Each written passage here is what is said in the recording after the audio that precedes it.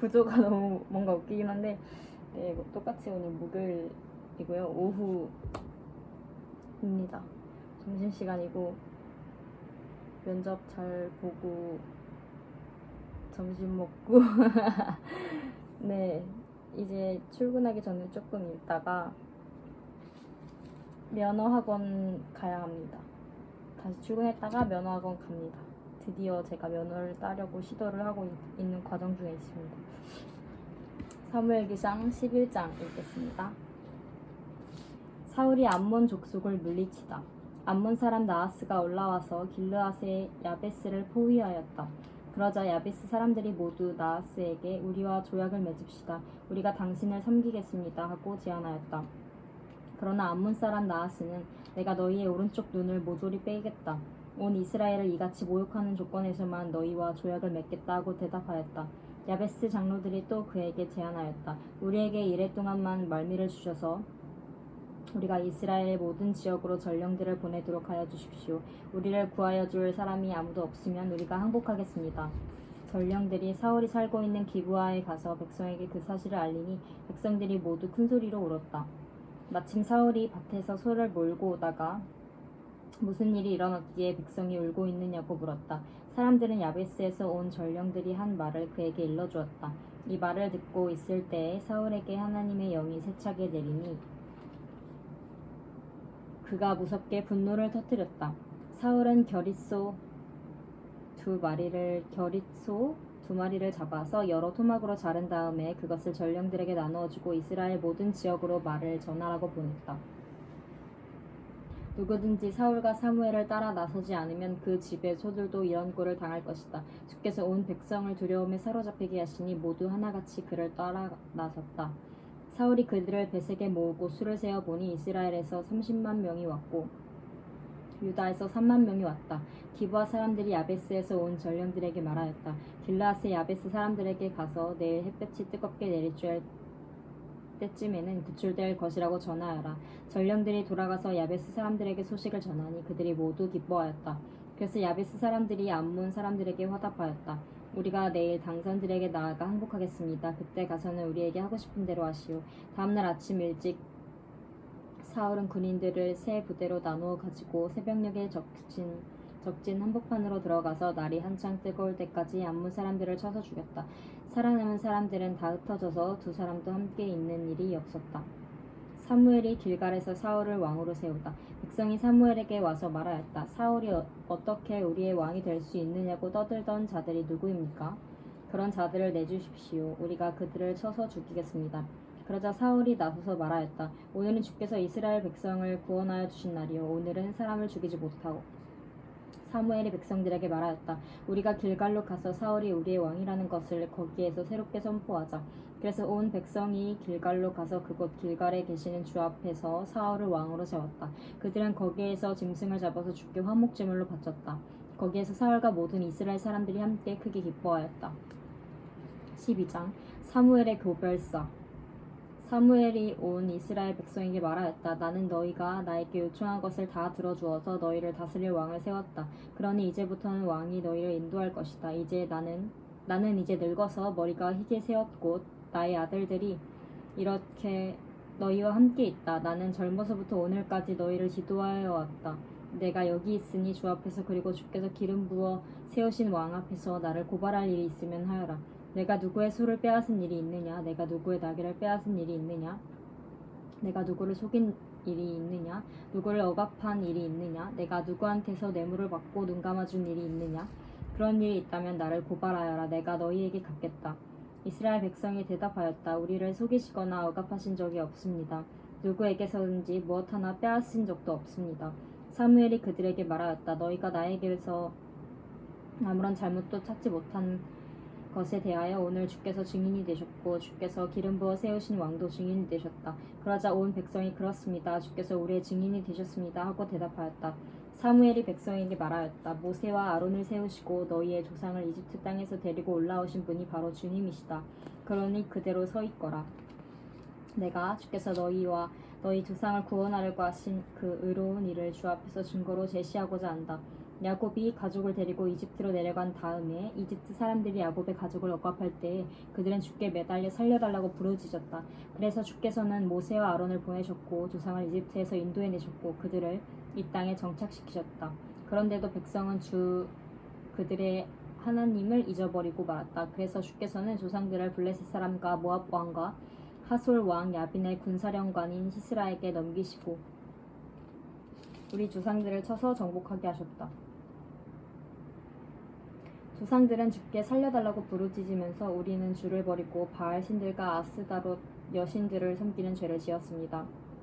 이제 원수들에게서 우리를 건져주시기 바랍니다. 그러면 우리가 주만을 섬기겠습니다 하고 호소하였다. 주께서 이 호소를 들으시고 여룹바알과 베단과 입다와 나 사무엘을 보내셔서 사방으로 에워싼 원수들에게서 너희를 건져주셔서 안전하게 살 수 있도록 하셨다. 그런데도 암몬 왕 나하스가 너희를 치러 오자 주 하나님이 우리의 왕인데도 그것을 보았을 때에 너희는 안 되겠습니다.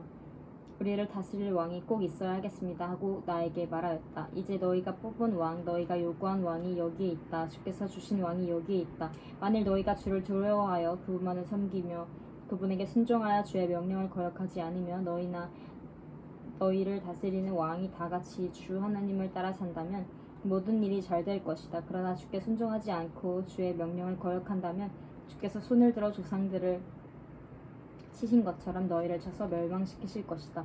너희는 그대로 서서 주께서 이제 곧 하신 큰 일을 눈으로 직접 보아라. 지금은 밀을 거두어드리는 때가 아니냐. 그렇더라도 내가 주께 아뢰면 주께서 천둥을 일으키시고 비를 내리실 것이다. 그러면 왕을 요구한 것이 주께서 보시기에 얼마나 큰 죄악이었는지를 밝히 알게 될 것이다.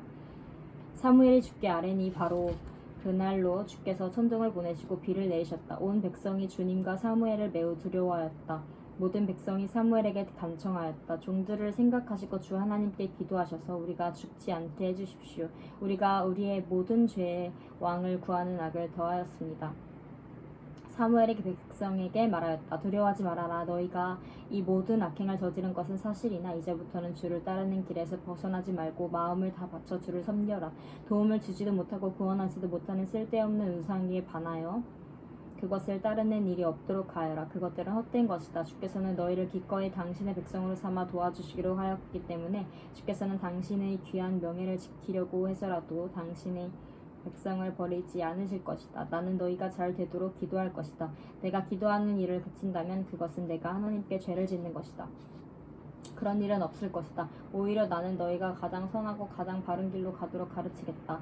너희는 주님만을 두려워하며 마음을 다 바쳐서 진실하게 그분만을 섬겨라. 주께서 너희를 생각하시고 얼마나 놀라운 일들을 하셨는가를 기억하여라. 만일 너희가 여전히 악한 행동을 한다면 너희도 망하고 왕도 망할 것이다. 13장 사울이 블레셋과 싸우다. 사울이 왕이 되었을 때 그의 나이는 30살이었다. 그가 이스라엘을 다스린 지 42해가 되었을 때 이스라엘에서 3,000명을 뽑아서 그 가운데서 2,000명은 자기와 함께 믹마스와 베델 산지에 있게 하고 1,000명은 요나단과 함께 베냐민 지파의 땅 기브아로 보내고 나머지 군대는 모두 각자의 집으로 돌려보냈다. 요나단이 게바에 있는 블레셋 사람의 수비대를 치자 블레셋 사람들이 그 소식을 들었다. 사울이 온 나라에 나팔을 불어서 히브리 사람 소집령을 내렸다.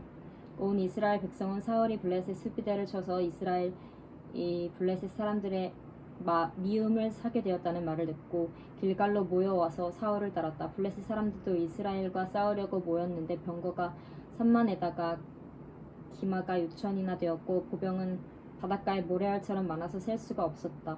블레셋 군대는 베다엔의 동쪽 믹마스로 올라와서 진을 쳤다. 이스라엘 사람들은 자기들이 위급하게 되었다는 것과 군대가 포위되었다는 것을 알고는 저마다 굴이나 숲이나 바위 틈이나 구덩이나 웅덩이 속으로 기어들어가 숨었다.